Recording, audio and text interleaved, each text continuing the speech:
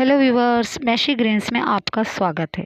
आज हम जानेंगे कि सॉन्ग ऑफ इंडिया यानी ड्रेसिना रिफ्लेक्सा को किस तरह से ग्रो किया जाता है ना। यहाँ हम ये जानेंगे कि अगर हम इसे अपने घर में ग्रो कर रहे हैं तो इसके लिए हमें किस तरह के पॉट की ज़रूरत होती है, मिट्टी हमें इसके लिए कौन सी चाहिए, पानी हमें इसे कितना देना चाहिए, सनलाइट इस प्लांट को कितनी मिलनी चाहिए, है ना। साथ ही साथ हम यहाँ ये जानेंगे कि इसकी अच्छी ग्रोथ के लिए हमें कौन सा फर्टिलाइज़र यूज़ करना चाहिए और पेस्ट अटैक से बचने के लिए इस पे हमें कौन सा पेस्ट स्प्रे करना चाहिए, है ना। साथ साथ हम यहाँ ये भी जानें कि इसकी कटिंग और प्रूनिंग कब करना चाहिए और अगर इसे अच्छी तरह से हमें ग्रो करना है तो इसका अच्छा सीज़न कौन सा होता है ना। ये सारी बातें हम खुलकर करेंगे, लेकिन उसके पहले अगर आपने हमारे चैनल मैशी ग्रीन्स को सब्सक्राइब नहीं किया है तो प्लीज़ हमारे चैनल मैशी ग्रीन्स को सब्सक्राइब कर दीजिए, है ना। तो चलिए सबसे पहले हम इस टॉपिक की तरफ आते हैं कि हम इसे किस तरह से ग्रो करते हैं। तो इसे ग्रो करने का सिंपल तरीका तो सिर्फ यही है कि आप इसे नर्सरी से ख़रीद कर ला सकते हैं, है ना। और ऑनलाइन भी आप इसे बुला सकते हैं, लेकिन जब भी आप इसे ख़रीदें तो इस बात का ध्यान रखिए कि जो ये सॉन्ग ऑफ इंडिया या जो ड्रेसिना का प्लांट है ये दो तरह का होता है। एक जो हमने पिछली वीडियो जिस पर बताया, देखिए इस तरह का एक होता है और दूसरा ये ग्रीन वाला, है ना। और आप चाहे तो दोनों यूज़ कर सकते हैं ना, मतलब इसको अपना डेकोरेटिव प्लांट है, ये इंडोर होता है, आप कोई सा भी ख़रीद सकते हैं। हमने ये वाला जो नर्सरी से प्लांट ख़रीदा है, इसे ख़रीदने के लिए तो कम से कम 6 महीने से ऊपर हो गया और देखिए काफ़ी लंबा और घना हो गया है ये। और ये हमने 120 रुपीज़ में इसे ख़रीदा था, बहुत ही सस्ता होता है और इसे आराम से हर आप नर्सरी से इसे ख़रीद सकते हैं, है ना। ख़रीदने के बाद सबसे पहले सवाल ये होता है कि हमें किस तरह के इसको पॉट की ज़रूरत होती है। तो आप इसे 12 इंची के पॉट में आराम से इसे ग्रो कर सकते हैं। जितना अच्छा पॉट रहेगा, ये जितना बड़ा पॉट रहेगा ये बहुत ही आराम से फलता फूलता है और इसकी अच्छी ग्रो होती है। अब बात करते हैं इसकी मिट्टी की कि हमें किस तरह की मिट्टी की ज़रूरत होती है।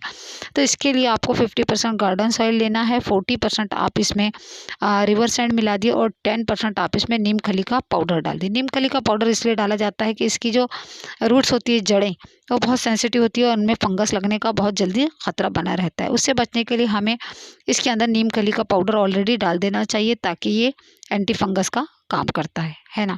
चलिए अब बात करते हैं कि इसे कहाँ रखना चाहिए। भाई हम ख़रीद कर तो लेकर आ गए, लेकिन इसे कहाँ रखें।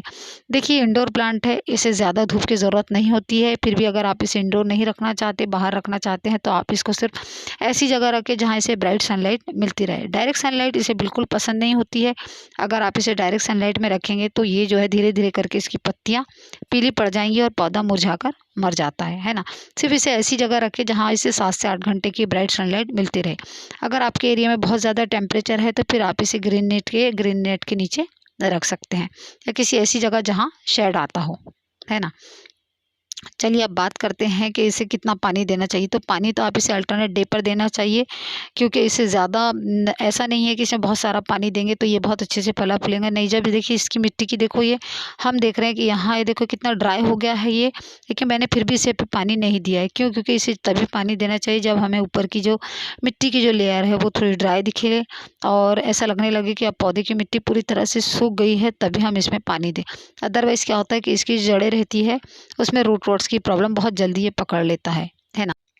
चलिए अब बात करते हैं फर्टिलाइज़र के लिए कि इसमें कौन सा फर्टिलाइज़र देना चाहिए। तो इसमें हमें साल में 2 बार फर्टिलाइज़र देना चाहिए। एक इसे फरवरी और मार्च में देना चाहिए और दूसरा इधर सितंबर और अक्टूबर में इसे देना चाहिए। जब हम फरवरी और मार्च में देते हैं तो हमें इसमें काव डंग कंपोस्ट का इसके अंदर देना चाहिए, फर्टिलाइज़ करना चाहिए। काव डंग कंपोस्ट का ऐसा है कि 1 लीटर पानी में हमें 2 मुट्ठी काव डंग कंपोस्ट को रात भर के लिए भिगा कर रख देना चाहिए। जब 24 घंटे के बाद उसका लिक्विड तैयार हो जाए तब हमें इसमें डाल देना चाहिए। यानी अगर इतना बड़ा गमला है तो आप में इसमें 1 गिलास डालना चाहिए और ऐसा आपको हर 15 दिन में एक बार करना चाहिए, है ना।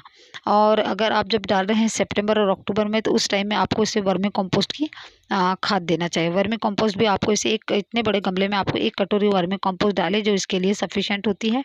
और बस इसको इस तरह से साल में बस 2 बार फर्टिलाइज़ करने की ज़रूरत होती है, इससे ज़्यादा फर्टिलाइज़ की ज़रूरत नहीं होती है ना। चलिए अब बात करते हैं पेस्टिसाइड की। तो इसके ऊपर पेस्ट अटैक होने का थोड़ा सा खतरा तो रहता है, लेकिन फिर भी ये उतना ज़्यादा ये पेस्ट को अपनी तरफ अट्रैक्ट नहीं करता है, क्योंकि काफ़ी ड्राई पौधा होता है। इसमें फूल वगैरह तो या फल तो रहते नहीं कि ये पेस्ट को अपनी तरफ अटैक करे।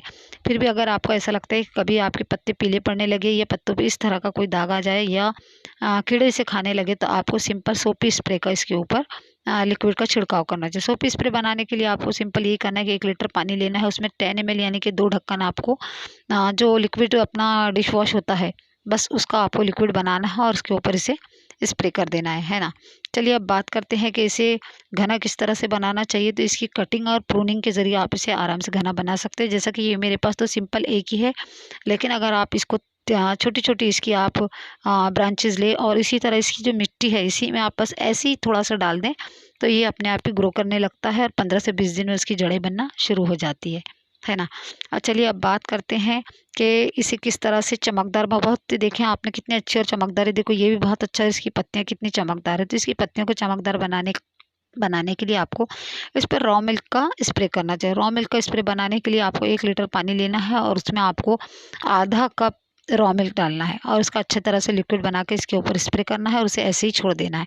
दूसरे दिन आपको किसी मुलायम साफ़ कपड़े से इसे धीरे-धीरे दूसरे पानी से स्प्रे करके इसकी पत्तियों को साफ़ कर देना है। अगर आपको ये थोड़ा डिफ़िकल्ट लगता है तो आपको इतना सब कुछ करने की ज़रूरत नहीं है, आप सिंपल इसे पानी का स्प्रे करके भी, क्योंकि पानी का स्प्रे इसे बहुत ज़्यादा पसंद होता है और जितना पानी आप इसे देंगे, जितना शावरिंग करेंगे, ये उतनी अच्छी तरह से फलने-फूलने लगता है ना। और अगर आपके पास शेडेड वाला जो वेरिगेशन वाला अगर आपके पास सॉन्ग ऑफ इंडिया का प्लांट है, तो आपको सिर्फ इस बात का ध्यान रखना है कि उसके ऊपर धूप जो है कंटिन्यू पड़ती रहे, क्योंकि धूप से उसके अंदर वेरिगेशन आता है और आपके जो पत्ते हैं वो ब्राइट हो जाते हैं। देखिए इस तरह से मैंने जो पिछली वीडियो में बताया वो मेरे पास जो है वो इस कलर का था और देखिए कितना अच्छा उसका अभी ग्रोथ चल रही है ना। तो बस आप भी इस तरह से अपना सॉन्ग ऑफ इंडिया ड्रेसिना रिफ्लेक्स की देखभाल कर सकते हैं, है ना। तो बस आज की वीडियो में इतना ही, मिलते हैं फिर किसी नई वीडियो के साथ। तब तक के लिए thanks for watching, God bless you, bye bye.